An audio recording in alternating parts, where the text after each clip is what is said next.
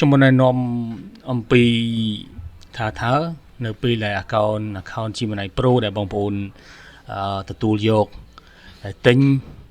ពីខ្ញុំទៅហ្នឹងតើអាចប្រើបានខ្លះអញ្ចឹងនៅក្នុងតម្លៃនេះវាជាតម្លៃមួយដែលកំពុងតែចាប់អារម្មណ៍ហើយក៏វានៅក្នុងតម្លៃមួយដែលអាចយកទៅប្រើប្រាស់បានអញ្ចឹងបងប្អូនអាចទិញពីណាក៏បានដែរគឺអាស្រ័យបងប្អូនទេរឡែកនៅក្នុងការប្រើប្រាស់នេះដោយសារតែការប្រើប្រាស់ខ្ញុំអាចផ្ដល់ជូនថាតម្លៃនេះយើងអាចប្រើទៅលើ Gemini Pro ធម្មតាដែលយើងប្រើនៅក្នុង Gemini ទៅទៀតខ្ញុំនឹងបង្ហាញទី2អាចប្រើទៅលើ Flow AI ដែល Flow AI នេះវាបាន1000 credit ហើយចង់បញ្ជាក់បងប្អូនថាតម្លៃនេះគឺជាតម្លៃមួយពេញមួយឆ្នាំមិនមែនមួយខែ2ខែ3ខែទេណាបងបញ្ជាក់បងប្អូនហើយទី3គឺអាចប្រើ Google Vid ទីទៀតខ្ញុំនឹងបង្ហាញ Google Vid ទី2គឺបន្ថែមមេរៀនមួយចំនួនទៀតដែលខ្ញុំបានបង្ហាញបងប្អូនជាទូទៅគឺមានច្រើនតទៅនឹង5ខ្ញុំបង្ហាញហើយនឹងថែមមេរៀនផ្សេងៗទៀតដែលខ្ញុំបានបង្ហាញនឹងខ្ញុំសូមបង្ហាញតកតងទៅនឹងប្រភេទដែលខ្ញុំឲ្យឈ្មោះថាគឺជា5ដែលខ្ញុំឲ្យនៅក្នុងនេះគឺខ្ញុំបានបង្ហាញបរិយានៅក្នុងហ្នឹងខ្ញុំនឹងទម្លាក់ឲ្យបងប្អូនមើលបន្តិចបាទនៅក្នុងនេះគឺជាប្រភេទ5ហើយ5របស់នោះគឺខ្ញុំបានបង្កើតដោយខ្ញុំគោលដៅគឺតកតងនឹង5អានេះគឺជាការបង្កើន5ដែលខ្ញុំនិយាយថា content marketing 5នៅក្នុងនេះគឺជាប្រភេទនៃការបង្កើនទៅលើដែលគេហៅថាជាប្រភេទcontent ទូទៅមួយដែលប្រើប្រាស់សម្រាប់បែបប្រើទៅលើប្រភេទវីដេអូខ្លីៗ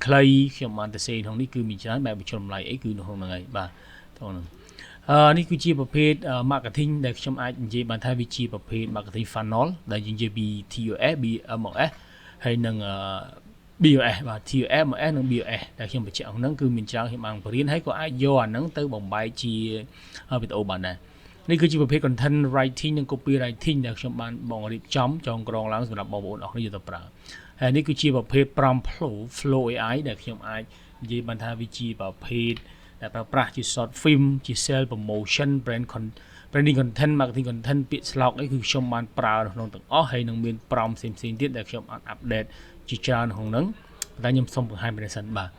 ជាទូទៅបើសិនជាបងប្អូនប្រើវាអាចប្រើប្រាស់ទី1គឺ Google Vid អានេះគឺជាប្រភេទ Google Vid ដែលបងប្អូនអាចប្រើបានហើយវាអាច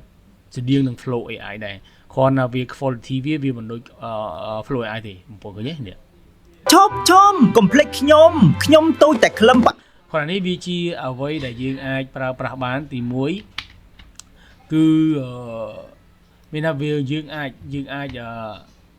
ប្រើសម្រាប់ពីប្លង់មួយទៅប្លង់មួយក្នុងស្រាប់តែម្ដងបាទទី2បងប្អូនអាចប្រើទៅលើ flow អានេះជា flow ជាទូទៅគឺ flow នៅក្នុងហ្នឹងគឺយើងអាចបរិយានៅក្នុងទាំងអស់តែតកតនឹងការងារហើយនេះគឺយើងអាចប្រើ Viz នេះក៏យើងអាចប្រើដើម្បីរៀបចំទៅលើសាច់រឿងដែលបងប្អូនអាចយកមកបង្កើតវាសម្រាប់ប្រភេទទាំងអស់ហ្នឹងហើយបាទនេះបន្តមកទៀតបងប្អូននឹងរៀនអំពីនៃការបង្កើតទៅលើប្រភេទដែលគេថាជា poster ដែលខ្ញុំអាចថាវាច្បាស់បានបាទវាច្បាស់ហើយរបៀបសរសេរខ្ញុំនឹងបង្ហាញនៅក្នុងមេរៀនទាំងអស់ហ្នឹងជាប្រភេទដែលប្រើប្រាស់ទៅលើប្រភេទមេរៀនទាំងអស់ហ្នឹងនេះបាទហ្នឹងគឺជាប្រភេទមេរៀនដែលខ្ញុំប្រាប់អញ្ចឹងថ្មីនេះខ្ញុំបានសិក្សាស្រាវជ្រាវបន្ថែមទៅដល់ការប្រើប្រាស់ទៅលើហ្នឹងហើយនេះគឺអាចប្រើបានបាទនេះគឺអាចប្រើប្រាស់នៅក្នុងការយកមកផ្សព្វផ្សាយបានទៅតាមលក្ខខណ្ឌមួយយើងកែសម្រួលវាតាមហ្នឹងឃើញទេបាទនេះគឺជាប្រភេទ poster មួយដែលបងប្អូនអាចងាយស្រួលនឹងការប្រើនិងការបង្កើតដែលវាងាយស្រួលតែមែនទែនបាទឥឡូវនេះដូចបងប្អូនបានដឹងហើយថាបច្ចេកវិទ្យាវាកំពុងតែទៅមុខហើយយើងក៏មិនគួរតែឈប់ដើរត្រឹងនឹងដែរបាទចុងក្រោយនេះគឺជាប្រភេទ AI ដែរហើយនេះវាច្បាស់ខ្លាំងមែនទែនបាទនេះច្បាស់ដល់កម្រិតអាច 4K ជាទូទៅបាទអញ្ចឹងខ្ញុំគិតថាខ្ញុំណែនាំតែប៉ុណ្្នឹងទេហើយបើបងប្អូនចាប់អារម្មណ៍ឥឡូវនេះខ្ញុំកំពុងតែរៀបចំមេរៀនបដាហើយដោយសារតែខ្ញុំអត់ទាន់មានពេលអញ្ចឹងខ្ញុំបានចូលបង្កើតជាក្រុមសម្រាប់មេរៀនបន្ត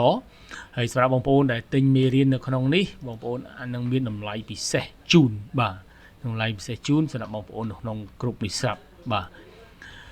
អូខេអញ្ចឹងខ្ញុំបង្ហាញតែប៉ុណ្្នឹងឯងអានេះសម្រាប់តែចង់បញ្ជាក់ថានេះសម្រាប់តែបងប្អូនដែលនៅក្នុងក្រុមនេះដែលមាន account Gemini Pro ហើយចង់មេរៀនតទៀតខ្ញុំនឹងមានតម្លៃពិសេសជូននៅក្នុងនោះបាទអញ្ចឹងខ្ញុំជូនព័ត៌មានតែប៉ុណ្្នឹងទេហើយជួបគ្នាសម្រាប់វីដេអូក្រោយទៀតអរគុណ